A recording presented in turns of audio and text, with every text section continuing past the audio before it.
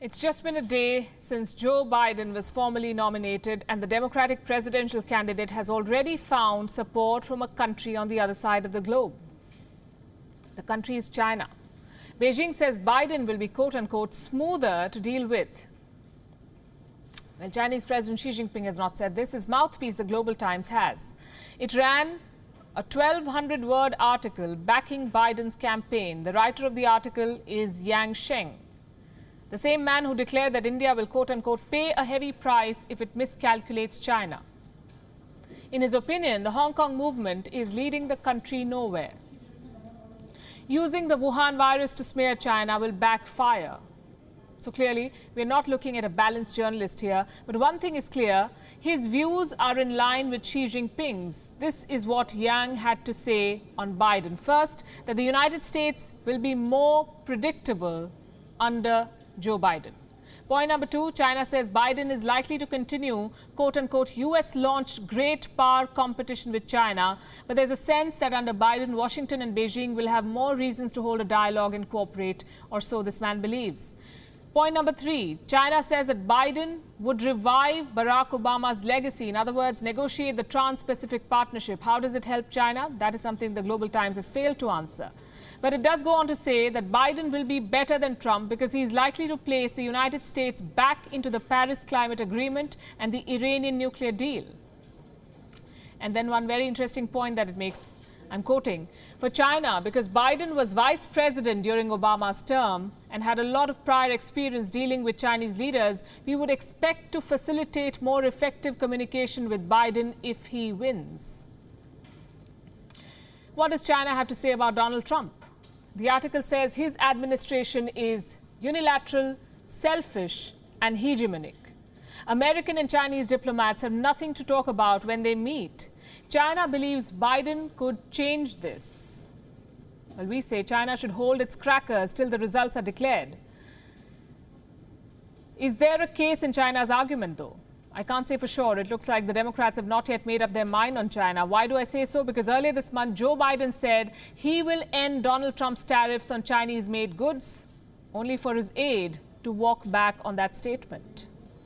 Now, here's another question. What does China's endorsement of Joe Biden mean for Donald Trump? Good news. This is the president's I told you so moment. Trump has repeatedly said that China wants him to lose the election. He has gone to the extent of saying that Beijing may interfere in the November 3rd polls.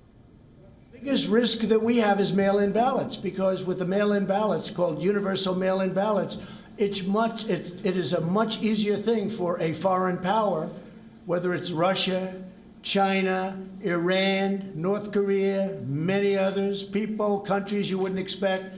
It's much easier for them to forge ballots and send them in. There's a threat everywhere he looks. Well, China's endorsement of Joe Biden spells bad news for him. Remember, China is one of the biggest election issues this season. 73% of American adults have been unfavorable. They have an unfavorable view of China. 78% of Americans blame China for the global spread of the Wuhan virus. This is according to a Pew Research. Logic dictates that Americans are likely to prefer a president who is not so smooth on China. Meanwhile, the Democratic National Convention is gathering steam before the grand finale later tonight. Wednesday was day 3 of the DNC, and it was Kamala Harris's big night. The senator was formally nominated as the vice presidential pick.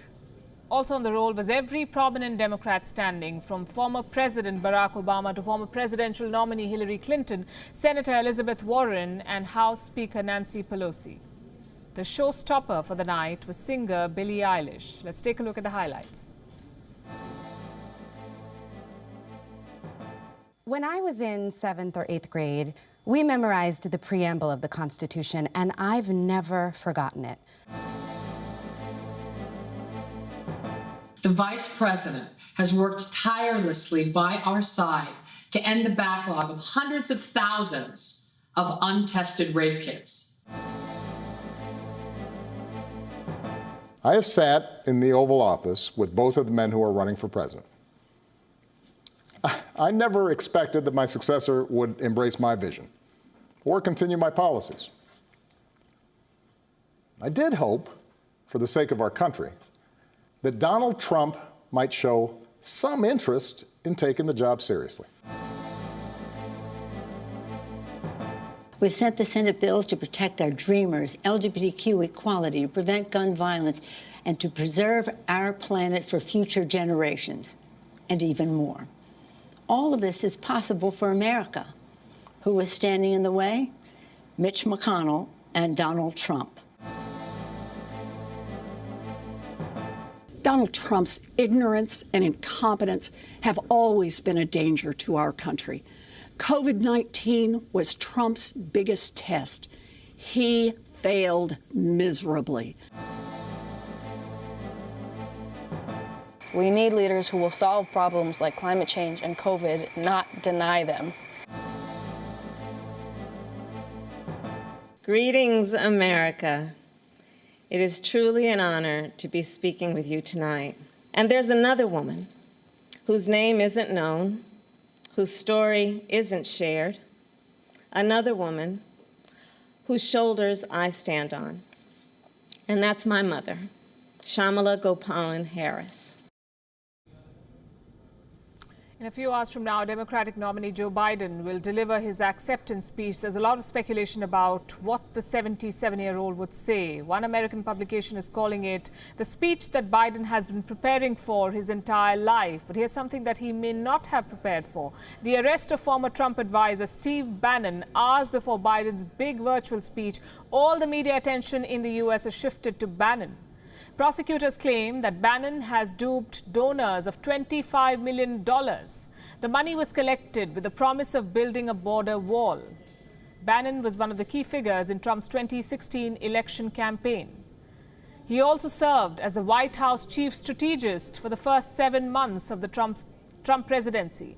The timing of Bannon's arrest will not favor the Trump campaign, and it's definitely stealing Joe Biden's thunder.